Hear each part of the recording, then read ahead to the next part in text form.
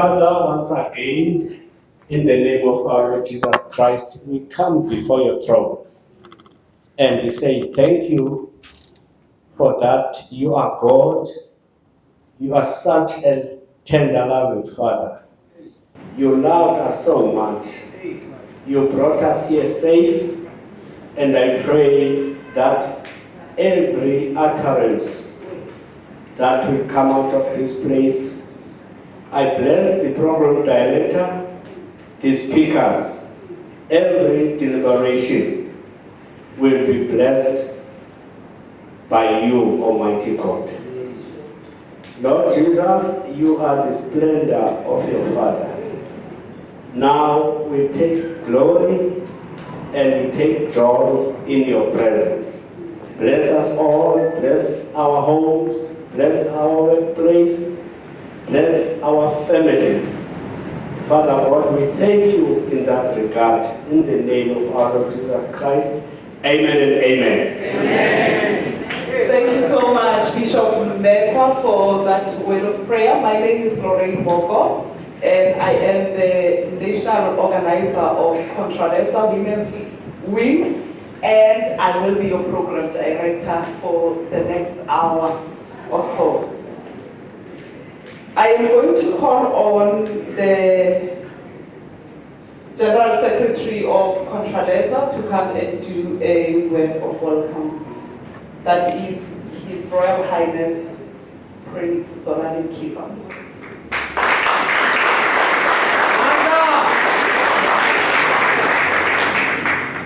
Bakuthathe ithuba ngibulise nonke bantwana basekhaya. Ngiyabona uba niphume ngonina namhlanje. Inkungu nelanga ngomxesini. The program director, let me establish the protocol. One of the advantages of speaking first is that you have the added advantage of acknowledging everyone who is here in the room, but I would like to highlight some of our guests as well as the guests of honor, first and foremost. Let me therefore recognize the presence of the Deputy Minister responsible for labor and employment in the country. Can we bring her, give a round of applause. She will be introduced at an appropriate time.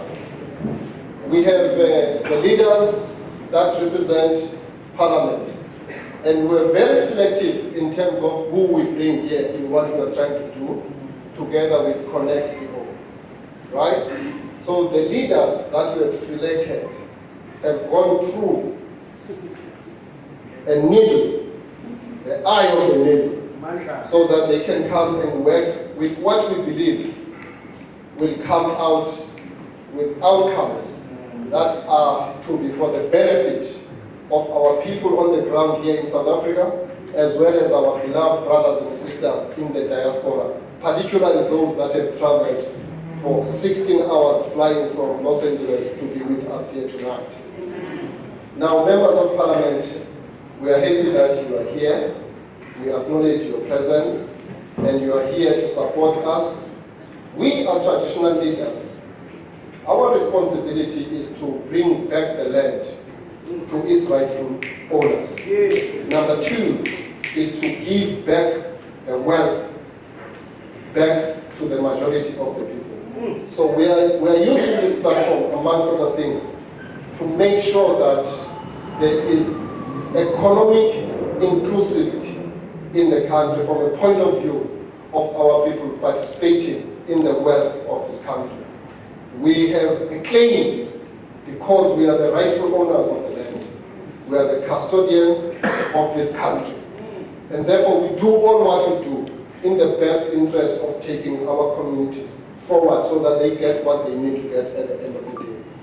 I also wish to acknowledge the people that have convened us here, who came with this thought a couple of years ago, which is ConnectEO, which is led by a brilliant, enterprising lady who is a businesswoman. She lives and she's a citizen of the United States of America.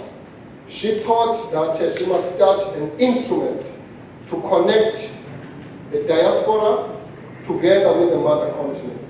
And we are the first country that this ConnectEO is brought here to our shores. It's a starting point, and we are going to be the focal point for Southern Africa. Yeah. And let's put our hands together for Erin Hessen, who is the CEO and the founder.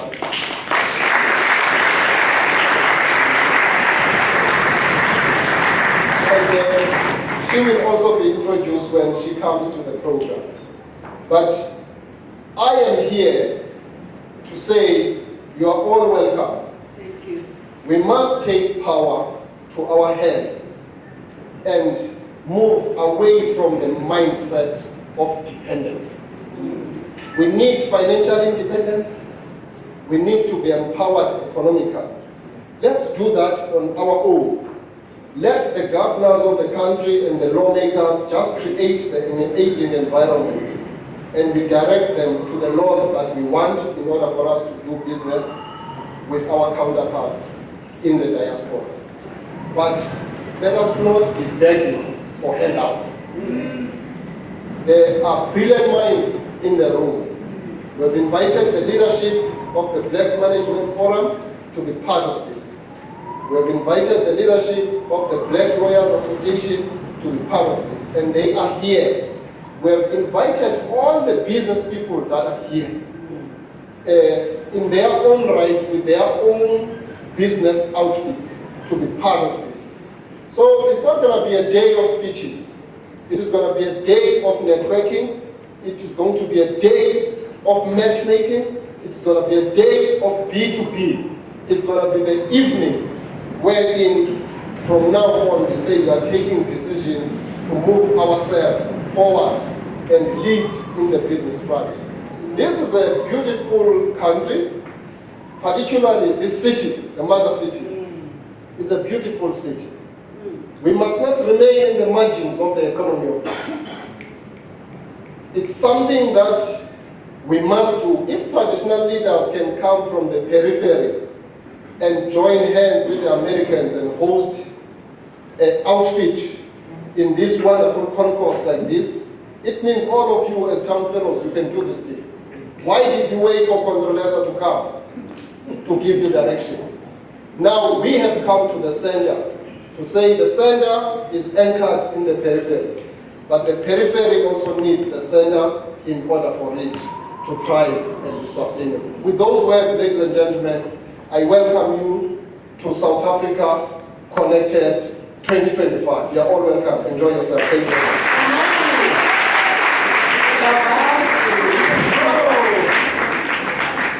Yes. I'm sure when we stand here, somewhere along the lines, nature is going to call.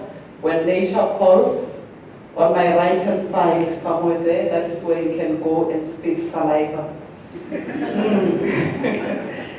Ladies and gentlemen, next to you, there is a PTY LTD, there is a CC, there is an NPC, there is an NPO, and whoever. Make sure you introduce yourself. After all, today is about networking and creating collaborations with one another as business. Like Your Highness President Kiba has said, that we have to move away from where we expect handouts to come for us. And that is the sickness, unfortunately, with Africa and South Africa, that we expect that we have to be given something all the time, instead of us creating opportunities for ourselves. So with this being said, I'm going to call the chairperson of Black Management Forum to come to the fore and give a message of support.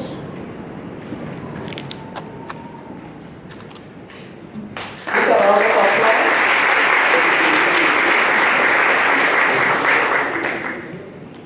Good evening. I will also uphold protocol as previously upheld by Honorable Kiva. I'm greeting the Deputy Minister, the Honorable Members of Parliament that are here, all the guests that are here, and organizers Thank you very much. So I'm standing here tonight wearing two hats. Chairperson of the Black Management Forum. I'm also a business owner myself. So I'm also here to network and look at the opportunities. For those that maybe are seeing this BMF for the first time, Black Management Forum is a 49-year-old organization that was formed in 1976 when it was difficult for black people to be in management, to be professionals. So that's when it was formed. But over the years, it has transformed. It's always kept its mandate of advocacy for equality and also for social transformation. So that is what we do.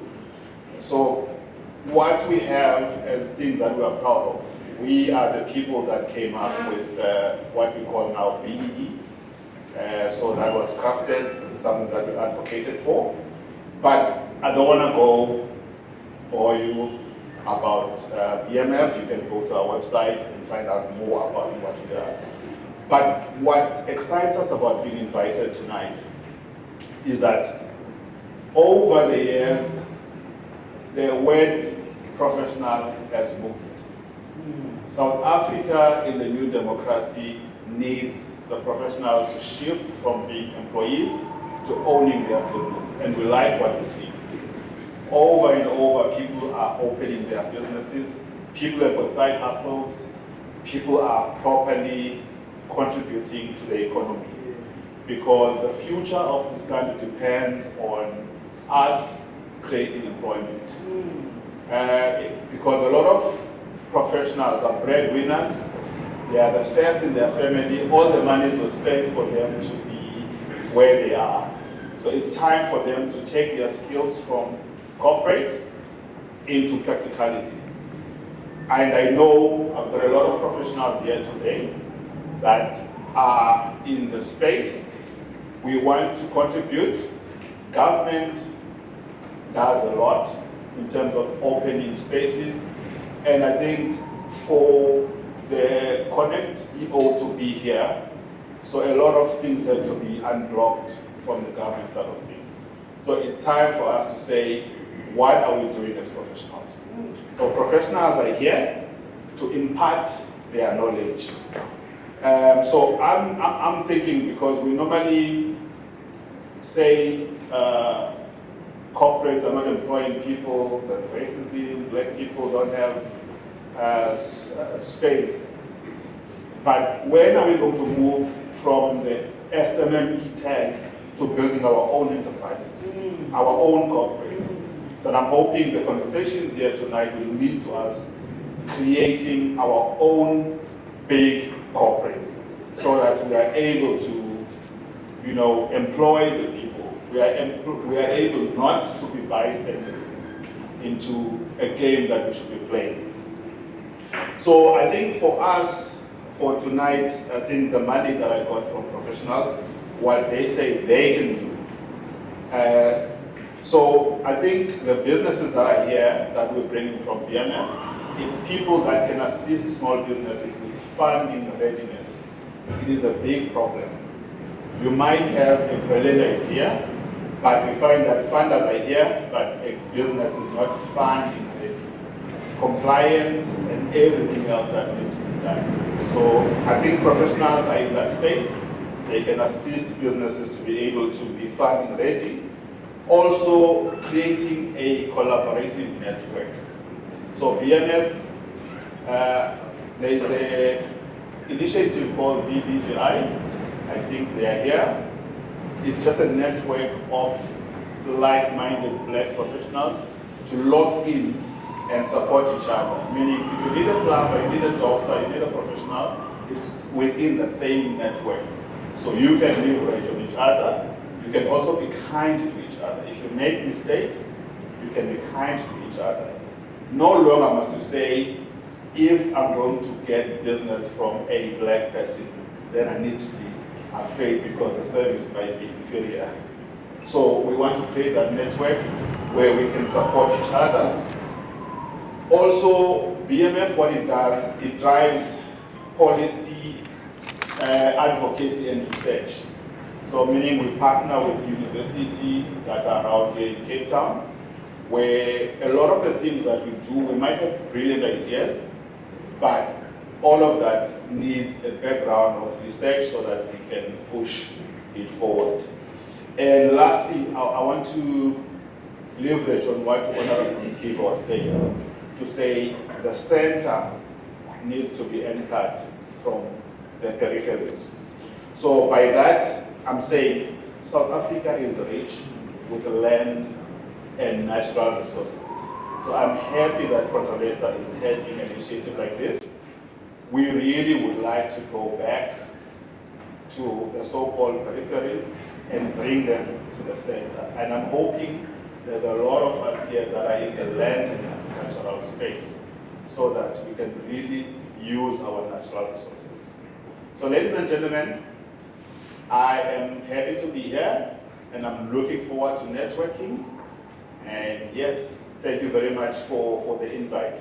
Have a good evening.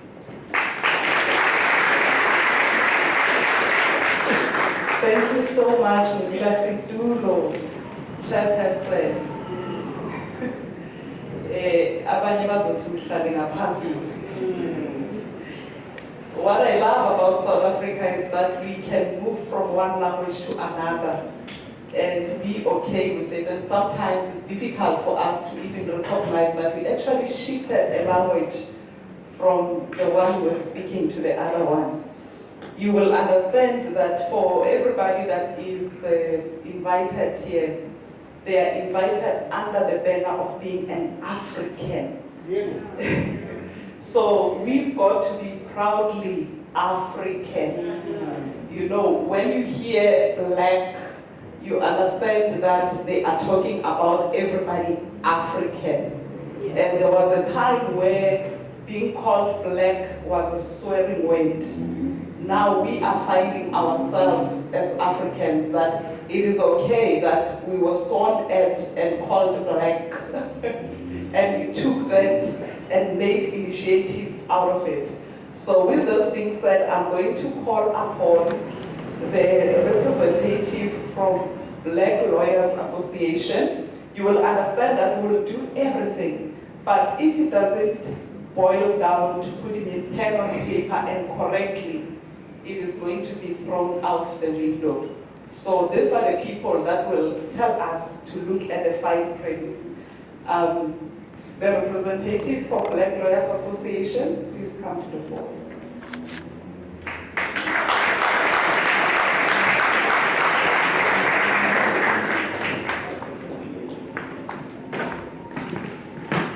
Good evening to the Deputy Minister, to the members of Parliament, to all the leaders from across the country and across the world, and to all the business people, and to all the guests in attendance.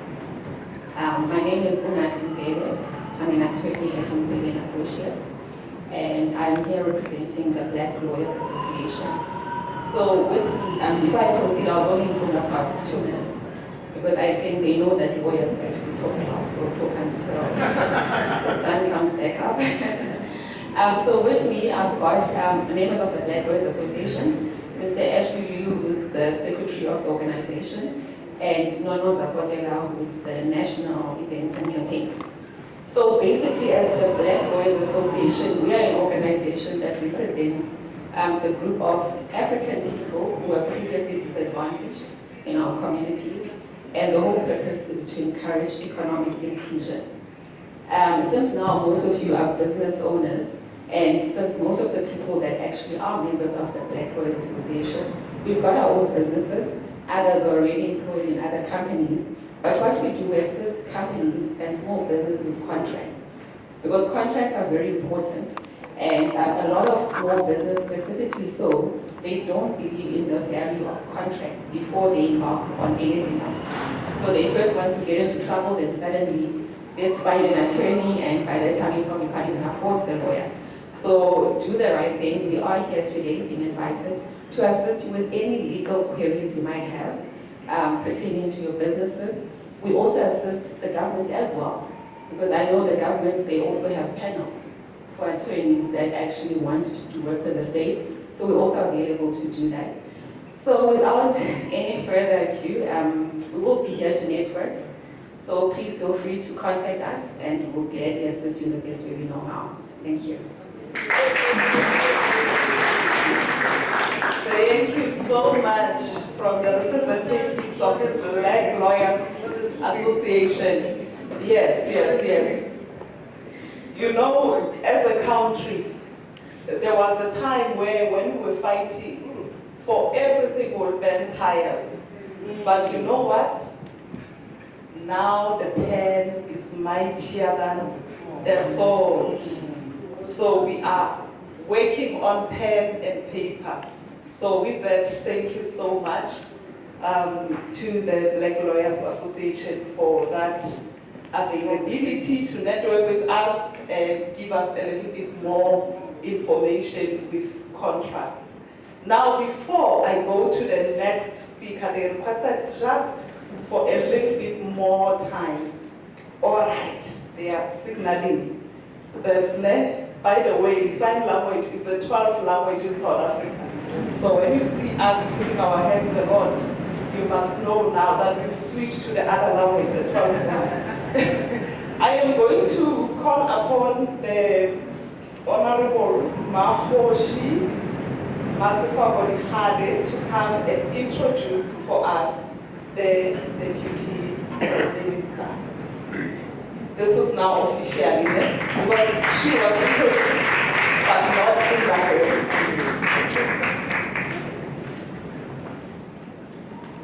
Good evening. I am not going to waste time. I am here to introduce our young leader, born and bred in Soweto, Father, vendor from Njelele, which is in Limpopo, Mokozi Princess Judith Namadzinga Chabalala, Chirenzen village, that's where she comes from. She is a vendor by birth. She participated in her youth and in courses as a student movement. She also participated in the ANC Youth League in Joburg for 10 years as the deputy chairperson. She's been a young peer councillor in the city of Johannesburg, chair of cooperatives and shared services. Currently, she's a PC member of the ANC in Gauteng, now also Sanko National Treasurer. She studied with the University of Western Cape, University of Johannesburg, Vets University, and UNISA. Currently, she is busy with LLB education. She's going 15 years member of Parliament, former whip of Public Enterprises Committee, Arts and Culture Committee on Auditor General, former chair of Youth Parliament Strategy Committee of the ANC.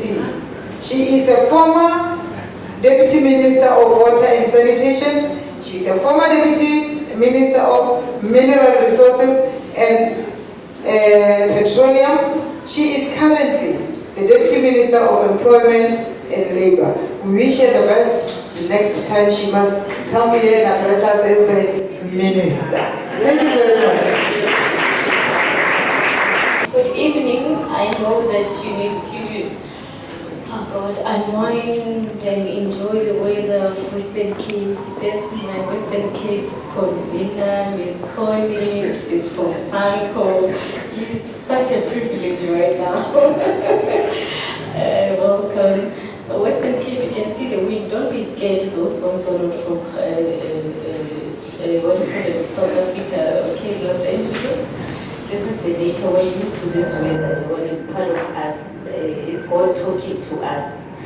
Yeah, it's saying that we're here, we're listening, the winds is going on. But let me start here and say that thank you so much for the invite. I truly appreciate it for having me, especially from Prince Giver. He made it possible. the Secretary General of CONTRALESA for me to be here. And I must quote it here that he invited me 2 days ago, so it's just like 24 hours, right? and I had to take it, and I want to say, Mr. Mkila, thank you so much for being patient and always trying to get me here with CONTRALESA event, including the time was on the DM for mineral resources and petroleum. I truly appreciate it. I don't take this for granted, and I said I'm going to leave everything and I'm going there. 30 minutes just ended, but nonetheless, and I said that why is it important? Because we want to bridge the gap between government, of course, traditional leaders, including civil society, business, communities. And as they said in my bio, I'm the National Treasurer of SAM, or South African National Civic Organization. It exists in Western Cape, that's why the chairperson is here. But we're about communities, we're about the downtrodden, we're about people who are really fighting to really live a better life. And I think this means that I just agreed to the fighting me right now, so I want to really get fast. I speak very fast, little Kodan, Sabonani, Tumelang, Mimante, sort of shady, very, and yeah, I hope I covered. I'm very conversant in all languages in the theatre, which content and the theatre, problem and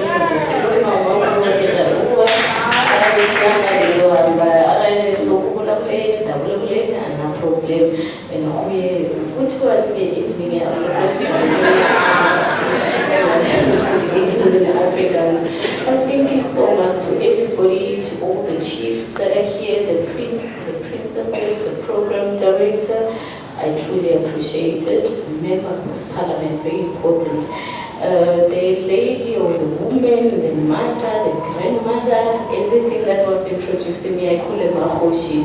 She's my mentor. She's a former NCOP deputy chairperson of the House. She's now National Assembly chairperson. We served together. One thing they must tell you, I was one of those youngest members of parliament, but I'm no longer young now. I'm a mother of 3, so don't. It's been quite some time. I think we'll come to 15 years and all of that. But I want to say that she's been there, and I love her to bits because there's always a saying that says, we must bridge the young and the old, and make sure as we come into the system, whether government or not, wherever we're coming from, we need to learn from the older generation. And learn a lot, and she's got my hand, she's got my cover. I just saw her, she said, I've got you already, you know. These are the type of women that we call Mbogoto, that will always be there no matter what. They don't feel threatened, but they feel that, you know what, let me hold you so that you can transcend. But there's many other things that we need to learn along the way. And let me come into the speech. I can see the speech is getting measured. Okay. It is my pleasure, as I said, to stand before yourself and really address you tonight at the launch of the South Africa Connect. And I want to say to you, CEO, it's not a waste. South Africa is a beautiful country. Our president always asks us and says to us, what is beautiful about this country? Besides these people being diverse in these languages that we have 13, including the Khoisan language that we have not even learned, including sign languages. However, it's enshrined, and we're saying in our constitution, we need to embrace that. So you must know here you are home. Actually, I thought you looked like me, so I thought you were from here until you spoke. So I want to say that you feel at home, where our people for Muntu Ngabantu are because you are, and that's the peoples and that's the values of us being here. So I want to say to CONTRALESA and the South Africa Connect, well done. As you said, it's your first, let it be of many, and I know you can do it. You've got a good leader who's got a vision, who's been a member of parliament as well, in the SOP, in the National Assembly. I sat with him, and I want to say to you that we give with all your team, that you're working so hard. let this be an encouragement that is government and where you're coming from and the history of being with the people is quite important. He mentioned a very important part about we're fighting for land. And I said, hey, I'm prepared for that. It was kumhlaba urhulumente ndiyakhumbula sayela eParliament kwathiwa section yedolweni yabona le nto. So urhulumente uneento ezininzi bakhona uNtyiva sikhona kulo nkomba sayela iyabaleka le nto ayikho lula.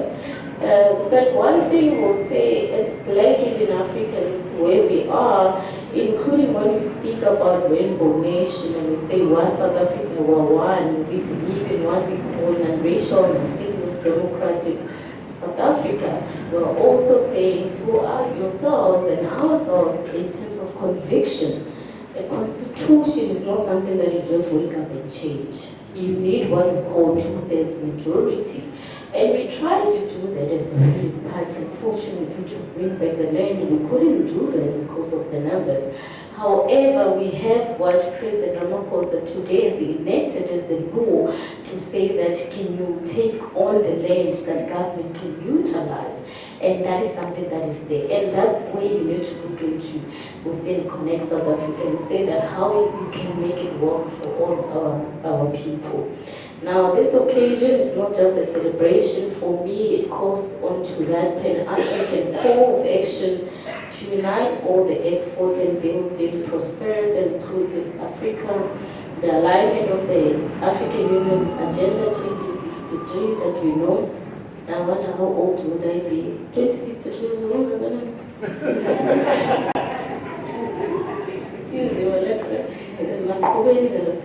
There are many African leaders and want to say that envision an Africa that is not only united, but an Africa that is capable of trading with the rest of the world and making a meaningful contribution to human civilization, and reminded us of the leaders like Kwame Nkrumah, who emphasized the importance of African trade as part of broader vision, but also African unity and economic independence. Nkrumah believed in the economic cooperation, but among African nations was essential for the continent development and liberation for colonial and neoliberal influences. The vision of Africa connected within Africa, that is more in a platform that embodies the spirit of unity and progress.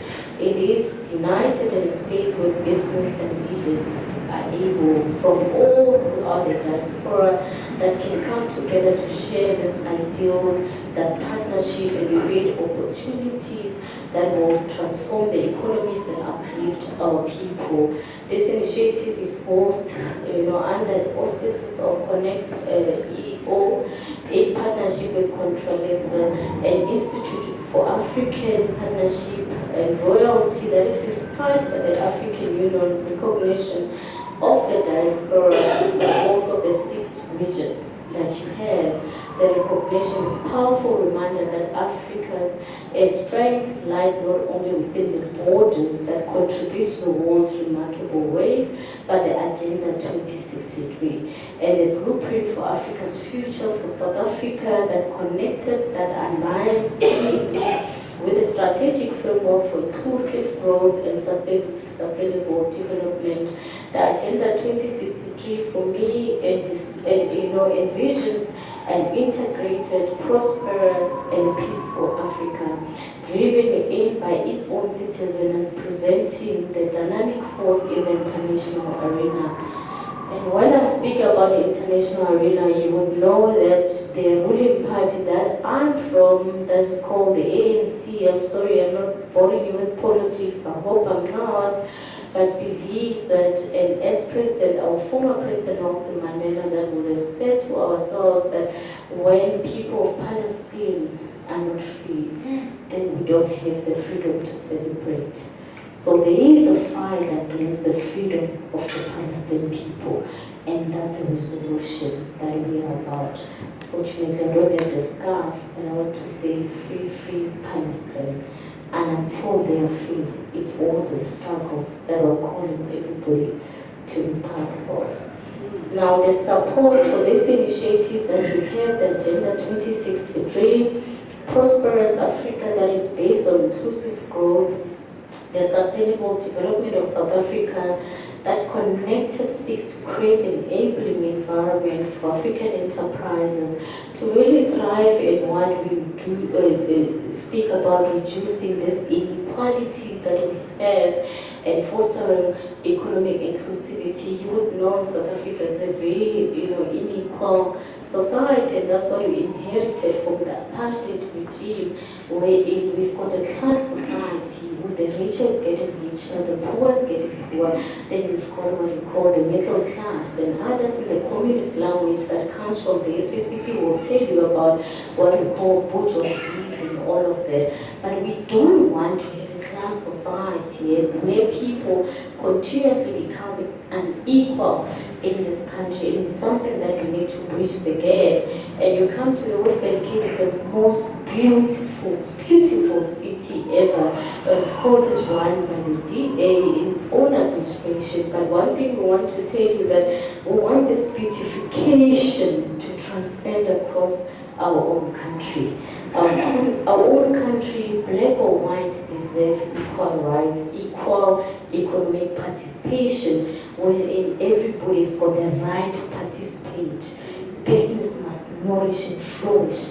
A black person, a colored person, independence, despite of your color, of your creed, we need to ensure that when it comes to the economics of this country, we're all equal and everybody's got the right to participate.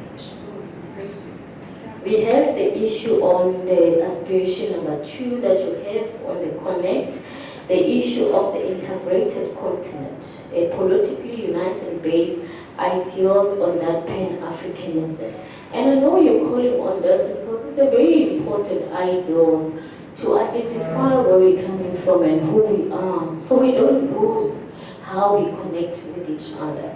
And I can tell you it's a sad story today that in our country we have a situation where, somewhat almost we are, close to getting to xenophobia again. We've been through that, where we hate on each other from different countries. You know why there's a fight? It's because of the limited resources within the governments where we come from, those countries where environments are not enabling whether business or what have you to flourish. Because when economic activity, there's joblessness, and this is where I'm from, when the issues of unemployment is higher, then the people are bound to fight. You saw COVID-19, right? Let's put on COVID-19. What did we want? All of us wanted 2 things. We wanted food and we wanted shelter. Anybody's got even a business, because businesses were closed, it was what we call lockdown. Besifuna nto size uqombothi pha bafuneka lotshwala ukunzima uzathosa out wathi baniza pineapple ntoni unzima wahleli endlini abantwana bagijima lapha omama babanye bomamncane yabona lali. You're forced to be within a confinement of the family, and in all of that, and I can tell you, when you make money, at that moment, it was not about money, it was life or death. When there was life and death, you wanted health services, you wanted food. Nigeria, food security, land. When there's food security, there's land.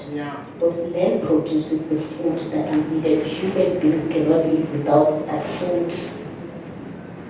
And that showed you something if you don't know the meaningfulness about life. Life is about preservation. It's about you feeling something. But we can't be bored in the economics of money without preserving the life on its own. That means exactly that it was at the video I spoke about I am because you are. So those are the things that even as CONTRALESA and the Connect, that must connect all of us. Diaspora, geopolitics, everywhere. At the end of the day, there must be a meaningful life. And I qualify it by saying meaningful life that needs to be lived. So Aspiration 6 speaks about Africa whose development is people-driven. people-centered, rely on the potential of the African people. If you tap into your skills, the IT world is taking over. They said was the Deputy Minister of Mineral Resources and Petroleum. I can tell you now, China is leading in the chrome, but it doesn't even have chrome. It takes it from here. By in raw, they take it raw and take it out of this country. That's the mining of this country. And now they're number one because they know what to do with it. They've got capital of it. Tinasina is no challenge. Oh, they told you my princess, right? So we have a village. So what happens then? They dig and dig and dig, and you give it to them. No, is the jobs is left. And the question becomes, why is it South Africa that is so poor, that has got so much minerals? We've got lithium, we've got chrome, we've got gold, okay, it has gone down. We do have those diamonds, the market has gone down. But we do have the battery storage today that I'm speaking about, and the minerals of the future that is requiring. The future today of AI that they speak about, it has to do around issues of batteries and okay. And then I'm done. Thank you so much. Thank you. I don't want the program director comes close to me, I leave. I'm so sorry, but thank you so much, Deborah, and very well, Amanda. Thank you. You can clearly see this is a member of parliament. They are used to when they say your time is up, immediately they must cut off the microphone, right? One thing I take away from the Deputy Minister's speech, Agenda 2063, don't stay behind. If you were living in a shack, it must be a down story because of your business would have flourished. So somewhere along the lines, there must be elevation here. We cannot be sitting in the same position we were 32 years ago. There is no way. That is why we are here to inject something positive to one another. So with those words, thank you so much, Deputy Minister. I am going to call upon, I'm not sure if he's very much close, I'm going to call Ashley to come and give us a quick icebreaker, quick, like 30 seconds, he must be out of here, and get SG to come back again to introduce to us the CEO of EO. Thank you, Secretary Princess Lorraine. First thing I want to introduce myself. My name is Ashley Pina. I am a representative from the Khoi and San Nation. So we are taking our president in the country as well. I speak the language that when we greet, we say Kai Kesh, Kai Chess. So it's Kai Chess. Say it with me? Kai Chess. There we go. So it's super exciting to be here. Look at the person next to you and say, wow. Now look at the person on the other side of you and say, that look good. I just want to say to you, if my biggest icon, when I grew up, I used to be a big fan of Michael Jackson. So when I was a fan of Michael Jackson, I actually at school, at high school, tried to speak like Michael Jackson. I would feel I am Michael Jackson. And when I spoke, I would sound like, I want to thank everybody for being here tonight. And so I love you more. And then as I grew up, I realized, yes, Michael, thank you for your participation, thank you for your investment into my life, but I need to have a South African icon. And then ended up, Nelson Mandela became my icon of all time.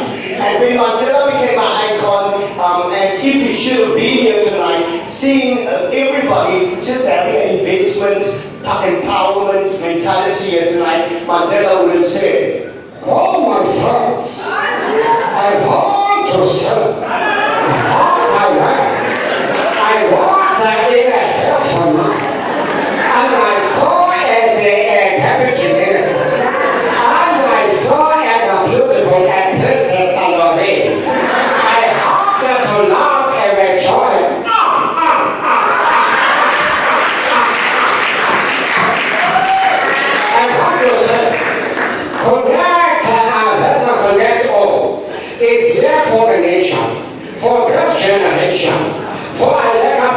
generation, for a new revelation, for a fresh generation to get rid of all your business frustration. And I thank you. Just let me do that. No, thank you very much, Your Excellencies, compatriots and friends. Now this is the moment wherein we invite our esteemed guests from the United States of America, from Los Angeles in particular. They are here to work with us. It gives me a great honor. I do not know what to say to introduce them, but I think they will speak for themselves. All I can say that this lady is part of the intelligentsia in the nucleus, in the heart of America, in the Holy Land, where our own people who originally come from this continent have actually thrived and built successful businesses on their own under very difficult circumstances. Therefore, they are here to inspire us, and it gives me a huge honor that I invite Erin Hessen to come forward. She is the founder and the Chief Executive Officer of ConnectEO. She started the Connected series in the USA, and she has exported this platform in many spaces in the world. I know that she is single. I don't know whether they're married. I don't know whether in America there's lack of capacity, but one of my responsibilities as the Secretary General of the country is to deploy. If there's a problem, I have a solution. I will export and ensure that we feed that them. Every please come forward. Let's see where you are. Take home. Thank you. The platform is all yours. Thank you all so much for being here. I'm so grateful that you all took the time out of your busy schedules to welcome me home. I do feel at home. Thank you so much. So I wanted to introduce you all to ConnectEO Network. My name is Erin Person. I'm the founder of ConnectEO Network. I'm also an author, a practicing attorney, and I help worldwide multi-million-dollar companies build strategic partnerships. So I wanted to take my skill set and invest it into our community, and that is why I created ConnectEO Network. And at ConnectEO Network, our mission is simple. It is to make business resources accessible, affordable, and all in one place. So as many of you know, building a business can be a little daunting, and you realize that a lot of the resources that you need are scattered and can be very expensive. And so we're changing that. We have centralized, necessary business resources, put them in one place, and we are working very diligently to build generational wealth, help and invest in the economy, and create strong legacies. So thank you so much.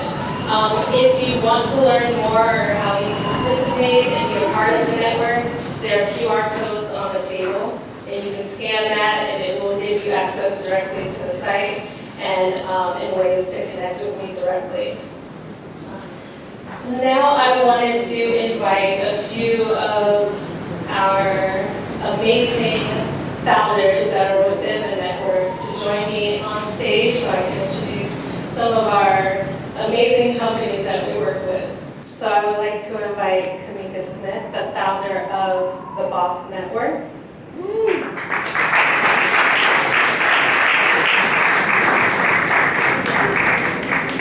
Everyone play. I would also like to invite Sarisha Barat, the founder of LawyerNet.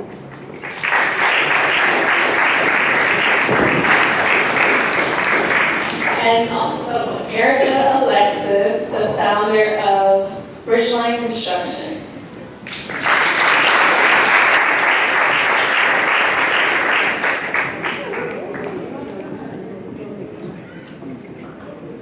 And thank you for all that you do to invest in your community. So I wanted to start with Sarisha, the founder of Lawyered Up.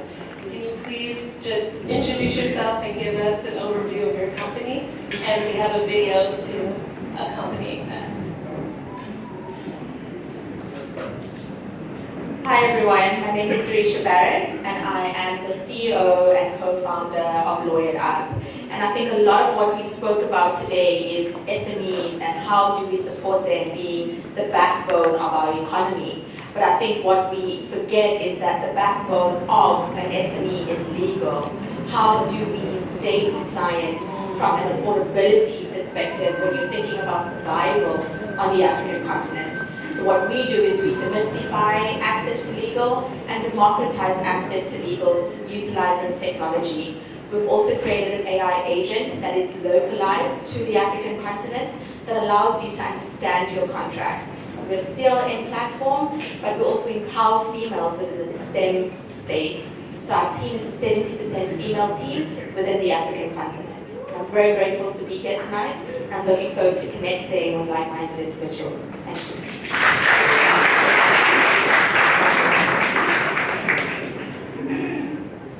Hello everyone, my name is Dr. Kanika Smith. I'm the founder of the Boss Network. We are the largest platform for Black women entrepreneurs in the U.S. and we have over 200,000 women within our community. I started my career in education because I do believe education is the most powerful tool that we can have as individuals, right? And so once I was laid off back in 2009, I knew that for me, it was important for me to become an entrepreneur. That was something I was always passionate about, and it gave me the freedom to do that. And so I launched the Boss Network in 2009. 16 years later, we've been listed in Forbes magazine as one of the top 10 websites for women. Thank you. We have trained over 50,000 women on success strategies around small business development. We have also launched our own fund where we raised $2 million and invested in 100 Black women founders. And so for me, that was the most powerful thing because I know that when you have a business, it's one thing, but if you don't have any capital, you have a hobby, right? And we're not in this for hobbies, we're in this to make money, right? And so it's important for us to find ways to be able to finance our business. And so the Boss Network and our digital platform is really here to empower women of color. I'm really proud to be here to support Erin and ConnectEO because the work that she's doing in bridging the gap between Africans and African Blacks is just important because we all are sisters and brothers, right? It's important for us to be able to support each other. And we live in a digital world, so there is no divide. And so I'm happy to be here to support and I wish you all the best in your endeavors.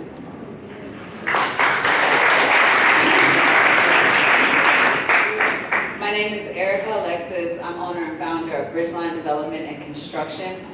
We are a 100% woman-owned construction company in Los Angeles, California, and the United States. And due to my good friend here, Erin, we are looking to connect with South African developments as well. So I'm grateful to be here. We have been in business over 10 years. We focus on vertically integrated developments across the country, and we also specialize in new construction, so ground up construction, commercial, industrial, and residential. Thank you. Thank you so much. I'm just going to ask these wonderful founders a few questions, and you all can jump in, and I will start with you, Kamika. The first question is, each of your industries, construction, tech, business development, they all rely heavily on structure and foundation. How do you each approach building something that lasts, whether it's a physical structure, a business network, or a tech framework for contracts? Where do these foundations intersect? You know, for me, like I said, I started off in education, and I do believe that a lot of the things that I learned in my career prepare me to be an entrepreneur. So some people don't discredit your early beginnings. Take advantage of every opportunity, professional development that you have, and utilize that in your business development. For me, it was really about community. I knew that I was starting something that I did not want to just be be in Chicago, which is where I'm from, Windy City. I knew I wanted to have a brand that was national, and so in order to do that, I had to build a supportive community that was going to help me do that. And so very early on, we created networking events. We actually went out to different cities and made our presence known, just like ConnectEO is doing here today. And so for me, community and building a support system for yourself is probably the most important thing that you can do, because a lot of founders, we don't have access to capital to hire a team right away, right? We don't have the money to hire a operations manager or a publicist and things like that. So you need other people that believe in your vision. And so I tell people all the time, it's not about quantity as more as it's about quality. So you don't have to know everybody in the room, but make sure you leave here knowing at least 2 or 3 people that can help elevate your brand and the things that you're doing, right? Because a lot of times we're looking at the people at the top to help us, but the people that are right around you, sitting next to you, are people that can actually help you get to that next level. And so for me, creating a community, building support, that was the most important thing for my brand as I continue to grow. I'd like to add on to that. I think people buy into people, so it's so important to become what you envision for yourself, to inspire and aspire to continue to be better. Also, I don't see many people that look like me in the STEM space, especially within the African continent. It's a very male-dominated industry. So how do you become what you don't see? So it's been hard. I sold my car, drew out my provident fund, and I said, I believed in this vision. And 5 years later, we're scaling within the African continent. But it also really comes down to believing in yourself. The first person that has to believe in you is yourself. And when you believe in yourself, you attract the right people. You find yourselves in the rooms that you're supposed to be in. Closed mouths don't get fed. So continue to ask for the help that you need. Go out there and network. Tell people who you are, what you do. You have nothing to lose. So just backing community is so important, whether you are on the African continent or outside of it. Network. We're in this digital age. You're just a Zoom call away from a life-changing experience.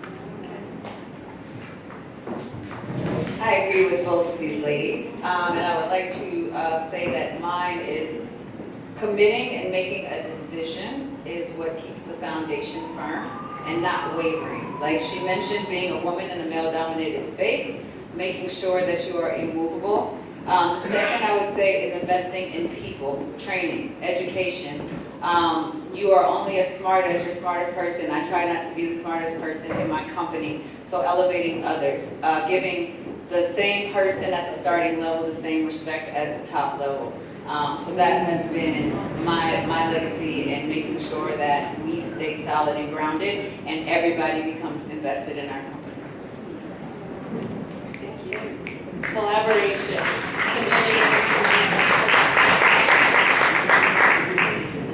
Erica, I would like to start with you for the next question. Imagine a joint project where Bridgeline Construction builds a community space. The Boss Network activates women entrepreneurs to occupy and program it, and Lawyered Up ensures every partnership and agreement projects an agreement to make sure that this is properly papered. What would that collaboration look like in practice, and what values would you prioritize to make it work? Well, first of all, I would love to build with these ladies. Second of all, I think what that would look like is, I like to touch on legacy a lot, and we build our legacies every day. And just the essence of what we all contribute, it emphasizes the importance of collaboration and power that we have together. I know a lot as entrepreneurs, we try to build on our own. And if we look at this in that eye, alone I could build a building. Together we can build an experience. And with the legal, I would say that we can build a future that is protected. So if we look at that as one situation, and we bring all of these 3 assets to the table, then you're talking about building a community.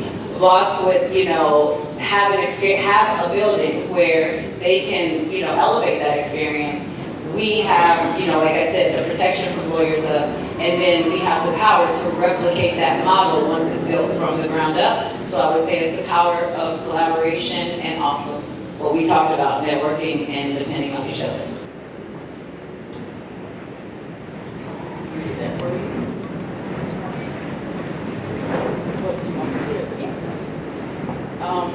I agree with everything that Erica said. I do believe in the power of collaboration. A lot of times we have right within our own network what we need. We don't really have to look outside. I always tell people, if God birthed it in you, He will give you the tools to deliver. Okay? And so whatever you need is already inside of you, within your community, within your network. And so being able to, collaborate with organizations that have opportunities to help you build and scale is important. But then on the other end, making sure that you have your legal in place is even more important, because you can have something that you build, but if it's not protected, then it can be taken away from you very easily. And so making sure that you're collaborating with people that can actually help solidify what you're doing is mostly important. So I tell people all the time, you can build a business, you can build a brand, but you have to make sure that you have the tools in place to be able to have longevity to scale.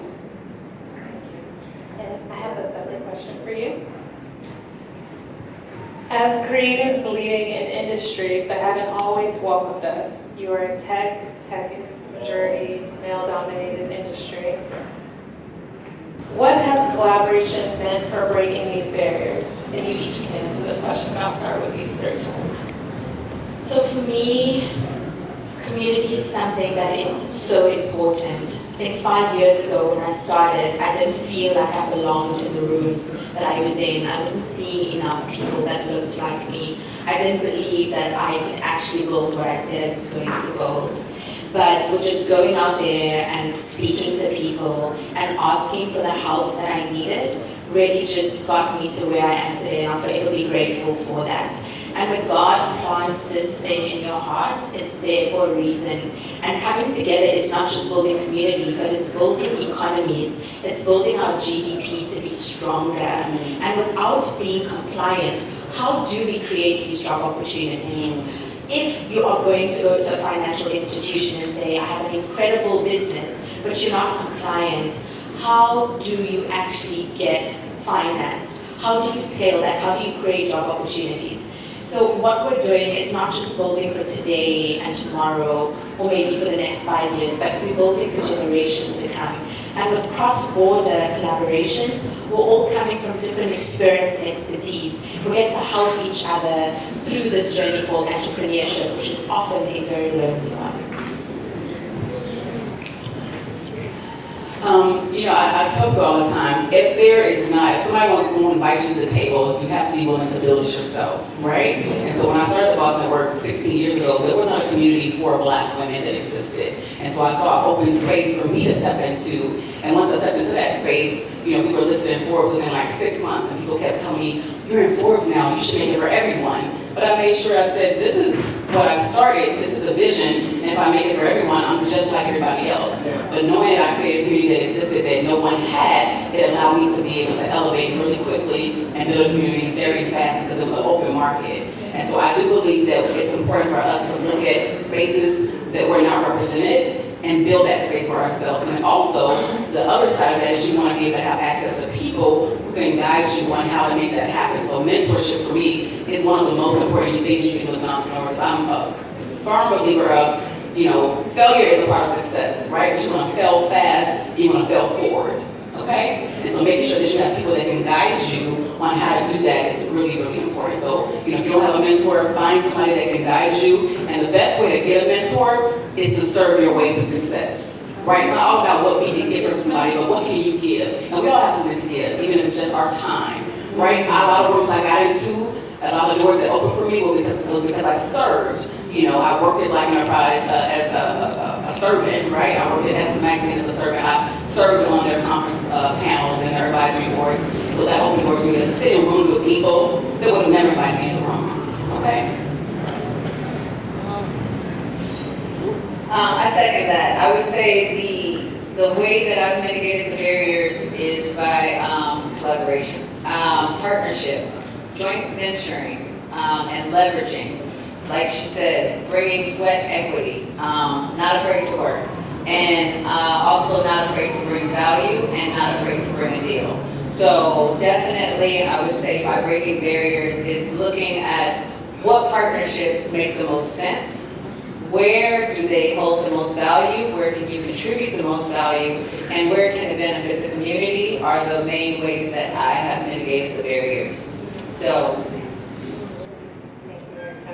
I have one final question, and then we will get to mixing, mingling, and collaborating, and eating. So for a final question, when you think about legacy, you all are building something so meaningful and it's much bigger than yourselves. How do you see your industry shaping the future of entrepreneurship?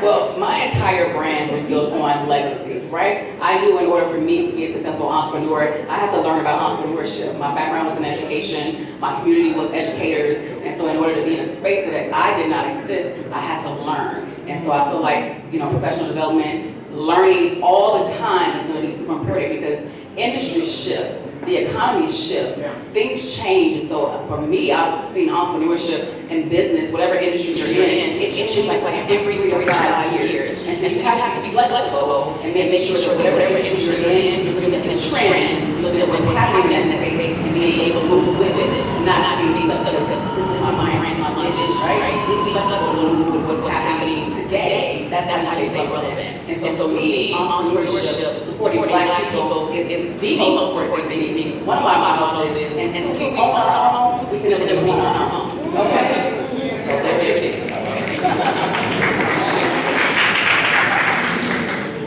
I think for me, it really does come down to education. People are afraid of AI is here to stay.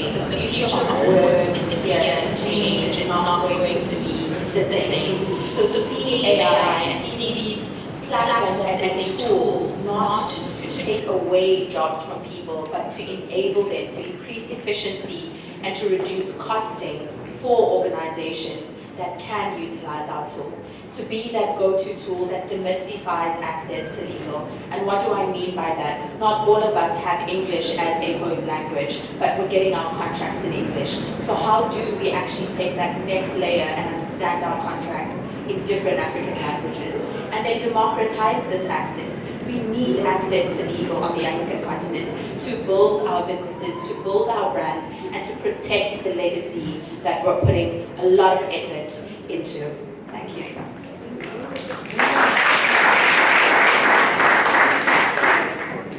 Okay, so I would say that my answer is when I started this company, it was based on the legacy of my great-grandfather who had great developments in Nashville, Tennessee. We have a street named after us, and that contributed down to my grandfather who built in Oakland, California, who established a great name in construction. I believe I'm the third leg of that generation. So when you speak of legacy, I am here to handle the time to support legacy in my family. That's individually my drive for legacy.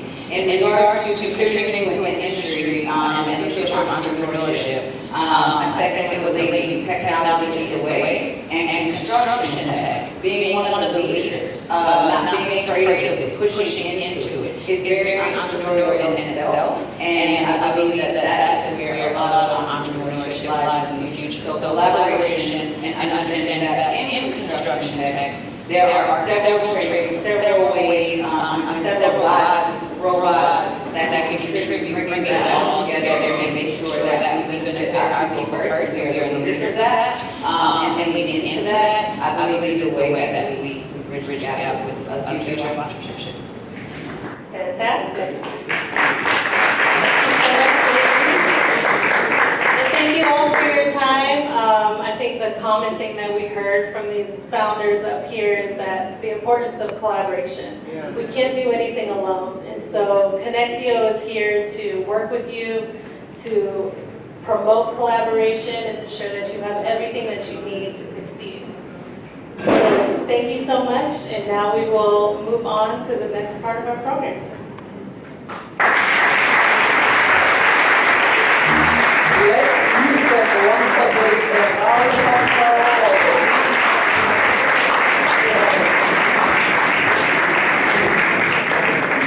If there's a few things that which I have captured here, is that you have to be able to connect, network, collaborate, form partnerships.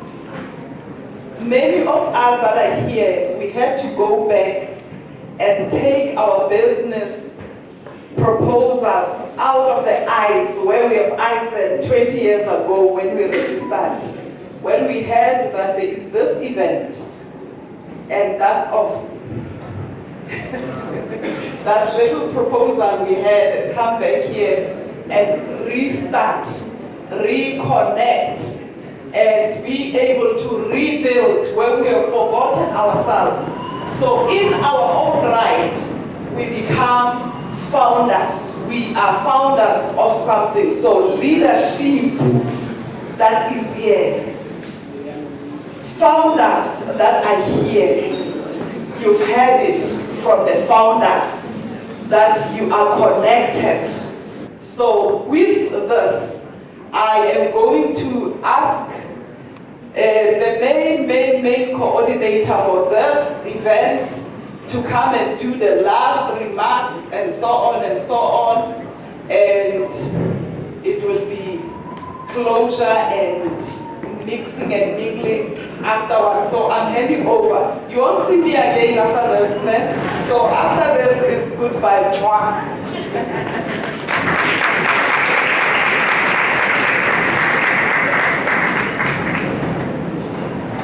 Yeah, just to appreciate the leaders that officiated here tonight. Erin is also an author, so part of what is in this gift bag is one of her books. So allow me then to invite the Deputy Minister to come and receive from her this gift.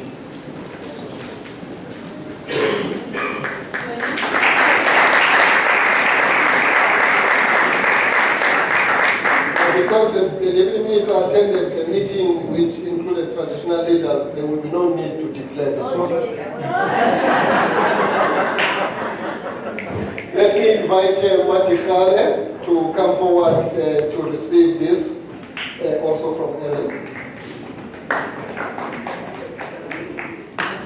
Let's give Matikale a big round of applause. Even though Matikale is a member of parliament, let me disclose that she is also the chairperson of CONTRALESA Investment Holdings. And CONTRALESA Investment Holdings is a company that is doing very well. We are shareholders to CELSI, that is also part of this event. And CELSI has actually committed to support South Africa Connected going forward. So thank you for coming. Let me invite the chairperson of the Black Management Forum to come and receive as well.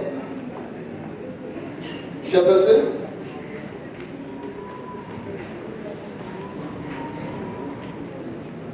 Let's give him a big round of applause.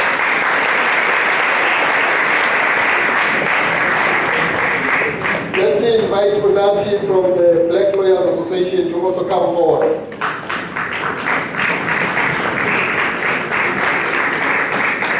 Good to see a young, talented legal eagle. Just give a big round of applause again.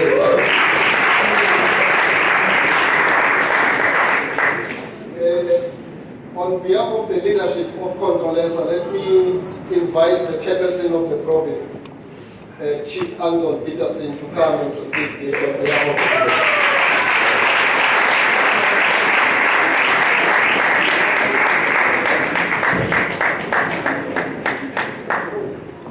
We have been assisted here in terms of the media and the media coverage for this event by Moja Media, a solidarity media outfit that supports events that we do anywhere in the country. And therefore, I want to invite the former Deputy Minister of Foreign Affairs, who is the founder of Moja Media, to come forward to receive this. He also supported this event very well. Mr. Marius Transfer.